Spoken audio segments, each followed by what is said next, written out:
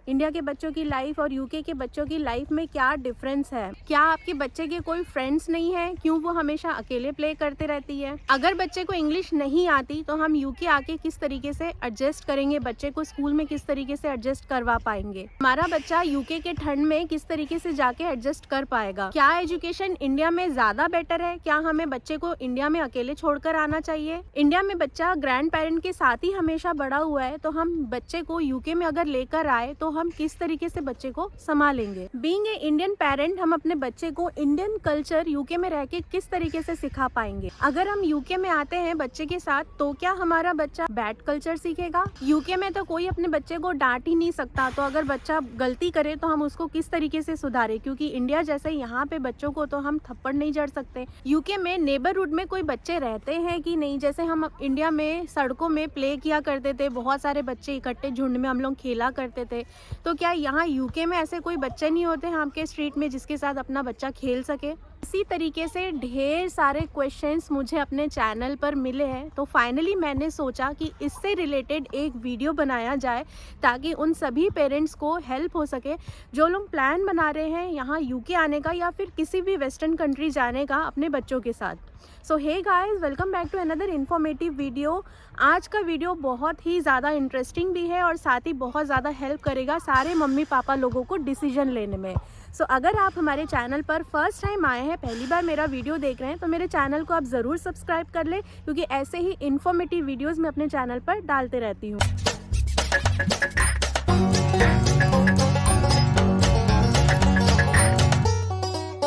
आज हम बात करेंगे यहाँ यूके में बच्चों की लाइफ किस तरीके से होती है, यानी कि यहाँ पर बच्चों की सोशल लाइफ कैसे होती है। तो सबसे पहले इंडिया की लाइफ और यूके की लाइफ के बारे में थोड़ी सी बात कर लेते हैं। तो जैसा कि हम सबको पता है कि यूके में लाइफ काफ़ी ज़्यादा अलग है। यहाँ पर ईटिंग हैबिट, वेदर, यहाँ का कल्चर, यहाँ का खान पान, यहाँ का रहन सहन, यहाँ पर सारी ही चीज़ें बहुत ज़्यादा अलग है इंडिया से। यहाँ का एजुकेशन भी काफ़ी ज़्यादा अलग है इंडिया से। लेकिन क्या इसका मतलब ये है कि यहाँ यूके में पढ़ाई बहुत ही बुरी है, यानी कि एजुकेशन सिस्टम उतना अच्छा नहीं है अगर हम कंपेयर करें इंडिया से? सो गाइज, अगर यहाँ का एजुकेशन सिस्टम इतना ही बुरा होता तो फिर क्यों हायर स्टडीज़ के लिए यहाँ पर इंटरनेशनल स्टूडेंट्स आते पढ़ने के लिए? सिर्फ यही नहीं, बहुत सारे ऐसे वेस्टर्न कंट्रीज़ है जहाँ पर हमारे इंडिया से बहुत सारे ऐसे स्टूडेंट हैं जो बाहर जाते हैं हायर स्टडीज़ के लिए। सो किसी भी कंट्री का एजुकेशन हम अपने कंट्री के एजुकेशन सिस्टम या पैटर्न से कंपेयर नहीं कर सकते, क्योंकि इंडिया में एक एजुकेशन पैटर्न डिफरेंट लेवल का है और इस कंट्री में एजुकेशन का पैटर्न डिफरेंट है। इंडिया में जो सारे एजुकेशन है, यानी कि जो हम बेसिक पढ़ाई करते हैं स्कूल में या कॉलेजेस में, वो उस तरीके से बना होता है ताकि हम इंडिया के कॉम्पिटिटिव एग्जाम्स को क्रैक कर सकें। लेकिन यहाँ के कॉम्पिटिटिव एग्जाम्स डिफरेंट होते हैं, इसलिए यहाँ का एजुकेशन का पैटर्न भी अलग होता है, यानी यहाँ के जो स्टडीज़ है या कोर्सेज जो है वो थोड़े से डिफरेंट होते हैं। लेकिन इसका मतलब ये नहीं कि किसी एक कंट्री का एजुकेशन सिस्टम बहुत अच्छा है और एक कंट्री का ख़राब है। दोनों कंट्री डिफरेंट है, तो एजुकेशन सिस्टम भी डिफरेंट पैटर्न का है। अगर इंडिया में रह के कोई ये सोच रहा है कि मेरा फ्यूचर बाहर ही है, यानी कि मुझे फ्यूचर में हायर स्टडीज़ के लिए बाहर ही जाना है या फिर मुझे स्कूल के बाद बाहर ही पढ़ाई करनी है, तो मेरे हिसाब से इंडिया में भी बहुत सारे ऐसे इंटरनेशनल स्कूल्स खुल गए हैं जिसमें कि IB बोर्ड चलता है, जिसमें कि इंटरनेशनल बोर्ड के नाम से वो स्कूल जाने जाते हैं, जहाँ पे पढ़ाई का जो लेवल है या फिर जो कोर्सेस है वो यहाँ वेस्टर्न कंट्री के हिसाब से बनाया गया है, ताकि इन फ्यूचर जब वो बाहर आए तो यहाँ के कॉलेजेस में आके उनको एडमिशन मिलने में इजी हो जाए। तो सबसे पहली चीज़ आपको ये जानना होगा कि क्या आपको इंडिया में रहना है या फिर आप बाहर आना चाहते हो। हम में से बहुत सारे ऐसे इंडियंस हैं जो कि ऑन साइड आना चाहते हैं, फिर चाहे वो एम्प्लॉय बनकर आए, चाहे वो स्टूडेंट बनकर आए या फिर धार्मिक गुरुजी यहाँ के मंदिरों में मस्जिदों में पूजा करने के लिए आए।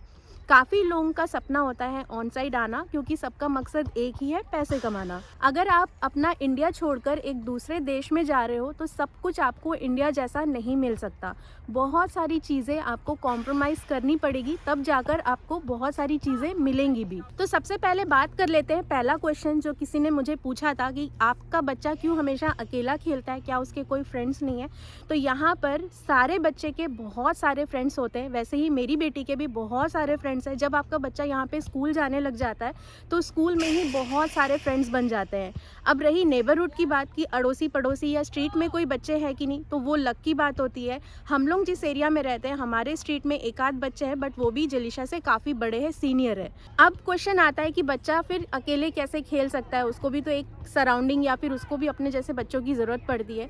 तो यहाँ पे नॉर्मली पार्क का एक टाइम होता है, सारे बच्चे जो है ना इवनिंग के टाइम पे अराउंड 4-5 बजे पार्क आते हैं। और समर के टाइम पे, क्योंकि ठंड के टाइम पे यहाँ काफ़ी ज़्यादा एक्सट्रीम ठंड होता है, जल्दी अंधेरा हो जाता है, तो नॉर्मली बच्चे पार्क जो है वीकेंड में ही आते हैं। वीकडेज़ में मुश्किल हो जाता है, स्कूल से घर जाते समय ही अंधेरा हो जाता है और उसके बाद तो फिर यहाँ पे सोने का टाइम हो जाता है। तो इसलिए भी यहाँ पे बच्चों को आप खेलते हुए नहीं देख सकते। और दूसरी एक और चीज़ जो सबसे ज़्यादा इंपॉर्टेंट है, जब मेरा बच्चा जलीशा जब किसी के साथ खेलती है तो मैं उसका वीडियो बनाकर यहाँ पर नहीं शेयर कर सकती हूँ, क्योंकि काफ़ी सारे पेरेंट्स के कंसर्न रहते हैं। और यहाँ स्पेशली यूके में ये बहुत ज़्यादा है कि मैं विदाउट परमिशन किसी के बच्चे का वीडियो बना के ऐसे ही नहीं शेयर कर सकती। हाँ, कभी हम लोग पार्क में गए, मैंने वीडियो बनाया और शेयर किया, वो अलग बात है, बट स्पेसिफिकली जलीशा किसी के साथ खेल रही है और उसका मैं वीडियो बना के आपको सिर्फ दिखाने के लिए डाल दूँ, ये ऐसा नहीं होता है। सिर्फ यूके क्यों, ऐसा किसी भी कंट्री में नहीं हो सकता है कि आप बिना किसी के परमिशन लिए किसी का भी वीडियो बना के डाल दो। तो जलीशा के यहाँ पे बहुत सारे फ्रेंड्स हैं और यहाँ पे ना बच्चों के प्ले डेट होते हैं, यानी कि बच्चे एक दूसरे के घर जाते हैं प्ले डेट पर। हमारे घर में भी काफ़ी सारे बच्चे लोग आते रहते हैं, जलीशा के फ्रेंड्स लोग जब वो प्ले डेट के लिए इनवाइट करती है, वैसे ही जलीशा को भी सारे बच्चे जो है इनवाइट करते हैं प्ले डेट के लिए। जब जलीशा जाके अपने फ्रेंड्स लोगों के साथ टाइम स्पेंड करती है, खेलती है, उन्हीं के घर में जाके उनका जो है खाना पीना भी रहता है, बच्चे एंजॉय करते हैं सारा दिन, और उसके बाद फिर जाके जो भी टाइम है उसमें जाके आप पिकअप कर सकते हो। तो सेम हमारे घर में भी है, उसके काफ़ी सारे फ्रेंड्स जो है आते रहते हैं। अगर आपको ये सारे जो चीज़ें देखनी है तो मेरा एक बंगाली व्लॉग चैनल है, डेज ऑन कैमरा, स्क्रीन पर डाल दूंगी, आप उसमें देख सकते हो। उसमें कई बार ये सारी चीज़ें जो है आपको देखने को मिल जाएंगी। ये वाला चैनल मेरा इन्फॉर्मेटिव वीडियोस ही मैं डालती हूँ, इसलिए इस चैनल पर वो सारे चीज़ें जो है क्लिप्स मैं नहीं शेयर कर पाती। तो अगर आपको देखना हो तो आप उस चैनल को विजिट कर सकते हो। और नॉर्मली हम लोग जब वीडियोज़ शूट करते हैं तब हम लोग थोड़ा सा शांत जगह देख के ही वीडियो शूट करते हैं, ताकि कोई डिस्टर्बेंस ना हो, कोई आवाज़ ना हो, बच्चे आसपास में खेलते हुए ना नज़र आए, ताकि हम वीडियो जो है अच्छी तरीके से शूट कर सके। तो इसलिए हम लोग भी शाम के टाइम पे पार्क में अवॉइड करते हैं वीडियो बनाना। अभी भी आप देख रहे हो चारों तरफ देखो, पूरा एक बड़ा सा ग्राउंड है, ये भी एक प्लेग्राउंड जैसा ही है जहाँ पे काफ़ी सारे बच्चे खेलते भी हैं और डॉग्स लोग भी आते हैं वॉक करने के लिए। जो पार्क है वो है दूसरे साइड में, आपको शायद नहीं दिखेगा, इस साइड से जाने से पार्क दिखता है, बट उसका वीडियो मैं नहीं शूट कर पाती हूँ। तो यही है रीज़न, इसलिए जलीशा आपको हमेशा अकेले खेलते हुए दिखती है, क्योंकि जब हम वीडियो शूट कर रहे होते हैं तो जलीशा को हम अपने पास ही रखते हैं। अब दूसरी चीज़ है कि हम अपना कल्चर बच्चे को कैसे सिखाएं। मम्मी पापा जो हम लोग इंडियन है, हमें ये चीज़ें तो रहती है कंसर्न, और सबसे ज़्यादा घर वालों को कंसर्न रहता है, यानी कि दादा दादी नाना नानी, कि बच्चे को हम अच्छी तरीके से अपना कल्चर जो है सिखा रहे हैं कि नहीं। तो बच्चे को कल्चर सिखाने का सबसे अच्छा तरीका है कि यहाँ पे आप इंडियन ग्रुप अपना बनाओ, स्ट्रॉन्ग ग्रुप बनाओ, ताकि आप इंडियन सारी चीज़ों में इकट्ठे पार्टिसिपेट कर सको, सारे फेस्टिवल साथ में आप मना सको। घर पे भी आप बच्चे से अपने मदर टंग में बात करने की कोशिश करो, क्योंकि इंग्लिश बच्चा स्कूल जाता है तो इंग्लिश यहाँ पे वैसे ही बच्चा सीख ही जाएगा, लेकिन घर पर आप अपना कल्चर, अपना मदर टंग और सारी चीज़ें जो है आपको खुद को सिखानी पड़ेगी। यहाँ पे मंदिर होते हैं, आप मंदिरों में बच्चे को लेके जा सकते हो, सारे फेस्टिवल आप सेलिब्रेट करो साथ में, एक दूसरे के घर आना जाना करते रहो, तो ऐसे में बच्चा आराम से सीख जाता है। हर 1-1.5 साल 2 साल में आप ज़रूर कोशिश करना कि आप इंडिया ट्रिप मारो, ताकि आपका बच्चा जो है अपने ग्रैंड पेरेंट्स के साथ टाइम स्पेंड कर सके, अपने कल्चर को सीख सके। दूसरा कंसर्न है कि यहाँ पे बच्चे को डांटना या मारना अलाउड नहीं है, सभी को पता है। इससे रिलेटेड मैंने एक वीडियो भी बनाया है अपने चैनल पर, तो आप उसको देख लेना कि यहाँ पे कौन कौन सी चीज़ें जो है बीइंग अ पेरेंट अलाउड नहीं है, तो आप उसको देख सकते हो। तो यहाँ पे बच्चे को, किसी भी कंट्री में आप रहो, बच्चे को सिर्फ डांटना या मारना कभी भी सॉल्यूशन नहीं होता है। आपको बच्चे को समझाना आना चाहिए। कोई भी चीज़ हो, ज़रूरी नहीं कि आप उसको मार दो तभी आप उसको सिखा पाओगे, बिना मारे भी आप बच्चे को सिखा सकते हो। और यहाँ पर सारे मतलब यहाँ का कल्चर ही यही है कि यहाँ पे कोई भी अपने बच्चे को हाथ से नहीं मारता। कुछ भी अगर आपको सिखाना है या फिर आपको डांटना भी है तो आप थोड़े से मतलब स्मार्टली तरीके से इस चीज़ को हैंडल कर सकते हो। एजुकेशन कैसा है यहाँ पे, तो यहाँ का एजुकेशन का अपना एक पैटर्न है। जलीशा भी है ईयर 2 में, जैसे जैसे वो बड़ी हो रही है, जैसे जैसे वो स्कूल के डिफरेंट डिफरेंट क्लास में जा रही है, वैसे वैसे हम लोगों का भी नॉलेज यहाँ पे बढ़ रहा है। तो जैसे जैसे वो आगे बढ़ेगी मैं सारी चीज़ें जो है आप लोगों के साथ शेयर करते जाऊँगी। ईयर 2 में है अभी वो, और ईयर 2 के हिसाब से अभी नॉर्मल लोगों को जो है इंग्लिश है, मैथ्स है, और उसके बाद साइंस है, ज्योग्राफी है, कंप्यूटिंग है, और जनरल नॉलेज जीके वगैरह है। और उसके बाद उन लोगों का फॉरेस्ट स्कूल रहता है जिसमें बहुत सारी चीज़ें उन लोगों को फॉरेस्ट से रिलेटेड आग कैसे जलाना है, और बहुत सारे ऐसे चीज़ें ना सिखाते रहते हैं। तो स्कूल का पैटर्न ये है पढ़ाई का। और इन लोगों का यहाँ पे अभी जैसे ईयर 2 में अभी एंड आने वाला है, क्योंकि अभी ये लास्ट टर्म ही चल रहा है। उसके बाद फिर समर हॉलीडेज़ हो जाएंगे जुलाई एंड से, और उसके बाद फिर सितंबर फर्स्ट वीक से न्यू सेशन स्टार्ट होगा यहाँ पे, मतलब जलीशा चली जाएगी ईयर 3 में। तो यहाँ पे सितंबर से न्यू सेशन स्टार्ट होता है स्कूल में। तो यहाँ पे टोटल 6 टर्म्स में डिवाइडेड होते हैं पूरा साल भर स्कूल का, और 6 टर्म जो है अलग अलग तरीके से यहाँ पे पढ़ाई होती है। और हर एक टर्म के बाद यहाँ पे आपको 8-10 दिन का गैप मिलता है, मतलब बच्चों को हॉलीडे रहता है, ताकि बच्चे थोड़े से रिलैक्स हो जाए। कुछ डिफरेंट एक्टिविटीज़ अगर करना चाहते हैं तो उसमें आप इन्वॉल्व कर सकते हो बच्चे को। पढ़ाई से रिलेटेड अगर मैं बात करूँ तो इंग्लिश तो यहाँ का मतलब ब्रिटिश इंग्लिश मेन तो यही कंट्री है, तो इंग्लिश में तो बोलने की ज़रूरत नहीं है। और मैथ्स की अगर मैं बात करूँ तो नॉर्मल वही प्लस माइनस मल्टीप्लिकेशन डिवीज़न और फिर क्लॉक देखना और ये सभी सारी चीज़ें सिखा रहे हैं। और भी बहुत सारी चीज़ें, डिटेल में हम नहीं घुसेंगे वरना वीडियो बहुत ज़्यादा बड़ा बन जाएगा, तो उसका एक मैं सेपरेट वीडियो बनाऊँगी यहाँ के कोर्स से रिलेटेड, वो मैं आपको अलग से शेयर करूँगी। एक्स्ट्रा करिकुलम एक्टिविटीज़ यहाँ पे बहुत सारे हैं, अलग अलग स्कूल में भी होते हैं बहुत सारे, और आप अलग से बाहर भी डाल सकते हो। तो स्कूल में भी आफ्टर स्कूल क्लब चलते हैं। जैसे जैसे बच्चा थोड़ा सा और बड़ा होगा, जैसे अभी जलीशा ईयर 2 में है तो उतने ज़्यादा एक्टिविटीज़ उसके लिए स्कूल में नहीं है, लेकिन जैसे थोड़ी सी वो बड़ी हो जाएगी तो स्कूल की तरफ से भी म्यूज़िक रहता है और भी बहुत सारे ऐसे तरीके के जो है क्लासेस चलते हैं। तो आप जिस स्कूल में एक्चुअली बच्चे को डाल रहे हो उनका अपना स्पेसिफिक अलग अलग रहता है, तो आप उनके वेबसाइट में जाके चेक कर सकते हो। और बाकी यहाँ पे एक्स्ट्रा करिकुलम एक्टिविटीज़ में जैसे सेम हमारे इंडिया में है, डांस है, म्यूज़िक है, स्विमिंग है, जिम्नास्टिक है, ड्राइंग है, और बहुत सारी ड्रामा क्लासेस चलते हैं। और भी बहुत तरीके के ऐसे एक्टिविटीज़ होते हैं जहाँ पे आप अपने बच्चे को डाल सकते हो। आप जिस भी लोकेशन में आ रहे हो उस लोकेशन में आप सर्च करना लेसन्स या क्लासेस फॉर किड्स, तो वहाँ पर जो जो भी है आपको नियर बाई एरिया में आपको लिस्ट मिल जाएगा। उसके बाद फिर आप चाहो जिसमें भी डाल सकते हो बच्चे को। हमने भी जलीशा को बहुत सारे एक्स्ट्रा करिकुलम एक्टिविटीज़ में ऑलरेडी डाल के रखा है, कुछ चीज़ों में अभी और उसको डालना बाकी है। तो यहाँ पे बच्चों को एंगेज रखना सभी लोग पसंद करते हैं। हर बच्चा ही यहाँ पे 5 दिन ही कहीं ना कहीं कुछ ना कुछ एक्टिविटीज़ में जाता है स्कूल के बाद भी।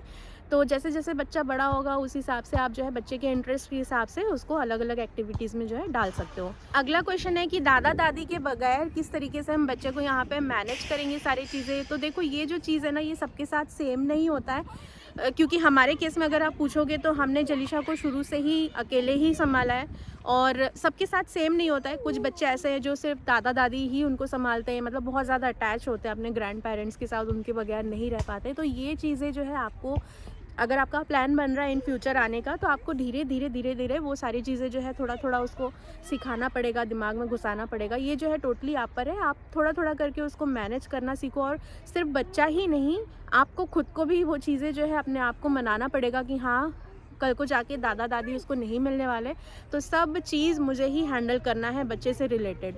तो अगर आप ये चीज़ इंडिया में ही अच्छी तरीके से मैनेज करना सीख जाओ तो यहाँ आकर आपको सारी चीज़ें मैनेज करना बहुत आसान हो जाएगा। यहाँ पे हाउस हेल्प होते नहीं हैं और यहाँ पे सारे काम आपको खुद से ही करने पड़ेंगे।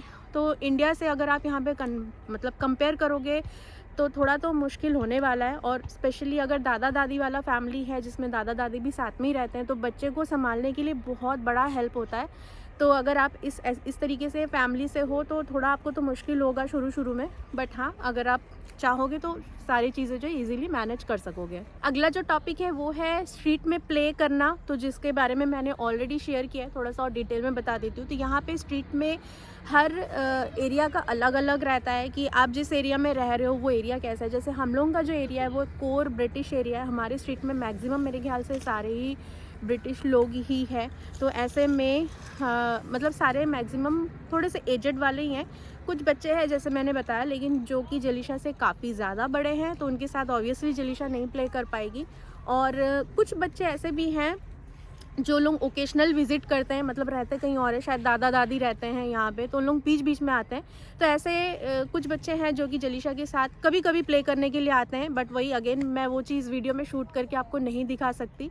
तो ये डिपेंड करता है। हाँ, लेकिन जैसे अगर आप कंपेयर करोगे इंडिया जैसा, कि इंडिया में शाम होते ही हम सारे बच्चे इकट्ठे स्ट्रीट में हो जाते थे, सभी मतलब एक एक स्ट्रीट में काफ़ी सारे बच्चे होते थे, हम लोग प्ले करते थे, तो वो सारी चीज़ें यहाँ पे स्ट्रीट में तो नहीं मिल पाएगा। लेकिन हर एरिया में एक ना एक पार्क रहता ही है, जहाँ अगर आप शाम को बच्चे को लेके जाते हो तो पार्क में डेफिनेटली रोज़ जाते जाते बच्चे के बहुत सारे फ्रेंड्स बन जाएंगे और बच्चा आराम से पार्क में जो है इंजॉय करके खेल सकता है एवरीडे। तो क्योंकि ये एक ठंड वाला जगह है, मैक्सिमम टाइम यहाँ पे ठंड होता है, स्पेशली विंटर यहाँ पे बहुत ज़्यादा डल होता है, डार्क होता है, ठंड भी बहुत ज़्यादा होता है, इसलिए बच्चे नॉर्मली बाहर कम ही दिखते हैं। स्कूल के बाद तो अंधेरा ही हो जाता है जैसे मैंने बताया। तो स्पेशली अगर ठंड के टाइम पे आप बच्चों को मतलब इस तरीके से एक्टिविटी या पार्क वगैरह में लेके जाना चाहते हो तो नॉर्मली वीकेंड में ही लोग प्रेफर करते हैं। वीकडेज़ में बहुत रेयर ही होते हैं जब बच्चे पार्क में आते हैं, क्योंकि इतना ठंड होता है ना कि आप बच्चे को बहुत ज़्यादा देर तक पार्क में आप खुद भी नहीं लेके जा सकते। तो ऐसे में घर में ही उस टाइम आपको मैनेज करना पड़ेगा। और बाकी तो बच्चा जिस टाइम पे स्कूल जाता है वो पूरा 6 आवर्स का जो टाइम रहता है उसमें बच्चे को बहुत टाइम मिलता है, जब वो बच्चा आराम से फ्रेंड्स लोगों के साथ स्कूल में ही एंजॉय कर ले। समर यहाँ पर काफ़ी ज़्यादा हैपनिंग होता है, मैंने बहुत सारे अपने वीडियोज़ में पहले भी बताया ये चीज़ कि यहाँ पर समर काफ़ी ज़्यादा हैपनिंग होता है, ब्राइट होता है, दिन बड़ा होता है, वेदर भी काफ़ी अच्छा हो जाता है उस टाइम पे। तो इस टाइम पे लोग जो है घूमने भी निकलते हैं बाहर बहुत ज़्यादा। पार्क वगैरह में भीड़ भाड़ भी आपको मिलेगा, बच्चे बहुत देर देर तक खेलते रहते हैं क्योंकि सनी रहता है बाहर, डे लाइट रहता है यहाँ पे, मतलब अराउंड 10-11 बजे तक अंधेरा होता है समर के टाइम पे। तो इसलिए समर के टाइम पे आपको काफ़ी ज़्यादा बच्चे देर तक खेलते हुए मिलेंगे। वीकडेज़ में तो दिखेंगे ही स्कूल से आने के बाद, और वीकेंड में तो दिन भर आपको बच्चे बाहरी पार्क में ही मिल जाएंगे पिकनिक करने के लिए। सारी चीज़ें पार्क में ही ले आते हैं, आराम से दरी वगैरह बिछा के बैठ जाते हैं। फैमिलीज़ अलग अलग फैमिलीज़ भी आ जाते हैं, पिकनिक टाइप का भी हो जाता है। पार्क में सनी वेदर रहने से इस तरीके से एंजॉय करते हैं। और इसके अलावा जब सनी रहता है या फिर वीकेंड रहता है तो फुल फैमिली, मम्मी पापा सारे बच्चे मिलकर यहाँ पे साइकिलिंग के लिए निकल जाते हैं, क्योंकि यहाँ पे साइकिलिंग के लिए भी अलग अलग रूट बना होता है जहाँ पे सिर्फ साइकिलिंग करते हैं लोग या फिर वॉकिंग करते हैं। वहाँ पे गाड़ियाँ नहीं चलती, तो आराम से कंट्री साइड में आप साइकिलिंग करने के लिए जा सकते हो। हम लोग भी कई बार जाते हैं, मैंने वीडियोज़ भी बनाया है अपने चैनल पर, बी हैप्पी इसमें भी डाला है, और मेरा जो ब्लॉग चैनल है उसमें भी मैंने कई बार शेयर किया, तो आप देख सकते हो उसमें। चेरी के ट्रीज़ में चेरी आपको दिखेंगे, एप्पल दिख जाएंगे, तो बहुत अच्छा हो जाता है ये वाला टाइम। तो साइकिलिंग करने में भी बहुत मज़ा आता है। और कंट्री साइड में अगर आप साइकिलिंग कर रहे हो तो कई बार ये है ना, शीप्स वगैरह, काउज़, हॉर्सेस ये भी दिखते हैं, तो बच्चे बहुत ज़्यादा एक्साइटेड हो जाते हैं। जलीशा को भी बहुत अच्छा लगता है इन सारी चीज़ों को देखने में। अब बात करते हैं, कई पेरेंट्स ने मुझे ये भी कंसर्न अपना बताया कि मेरे बच्चे को इंग्लिश अच्छे से आती नहीं है, तो यहाँ यूके में आने के बाद स्कूल में कैसे बच्चा जो है मैनेज करेगा। तो देखो, अगर मतलब इस तरीके का कोई प्रॉब्लम है तो मैं आपको सजेस्ट करूँगी कि बच्चे को धीरे धीरे, अगर आपको पता है इन फ्यूचर आप जाने वाले हो यूके, बच्चे को स्कूल में डालने वाले हो, तो आप घर से ही प्रैक्टिस स्टार्ट करो। धीरे धीरे थोड़ा थोड़ा सा उसको कम्युनिकेट करो आप इंग्लिश में, ताकि बच्चा यूज टू हो जाए। और यहाँ स्कूल में आके एटलीस्ट उसको बेसिक चीज़ आनी चाहिए, अगर बच्चा एकदम ही छोटा है। और अगर बच्चा थोड़ा सा बड़ा हो चुका है, बड़े सीनियर क्लास में आने के बाद यहाँ पे आने वाला है, तो भी बच्चे को अगर इंग्लिश नहीं आ रही है तो फिर आपको थोड़े बहुत उसको क्लासेस वगैरह में डाल देना चाहिए, स्पोकन इंग्लिश के जो क्लासेस रहते हैं। जब तक यहाँ आपका वीज़ा प्रोसेसिंग हो रहा है एटलीस्ट तब तक ही बच्चा उन सारे क्लासेस में जाए, ताकि बच्चा थोड़ा सा कुछ तो सीख जाए बेसिक चीज़, ताकि यहाँ पर आके उसको एडजस्ट करने में ईजी हो जाए।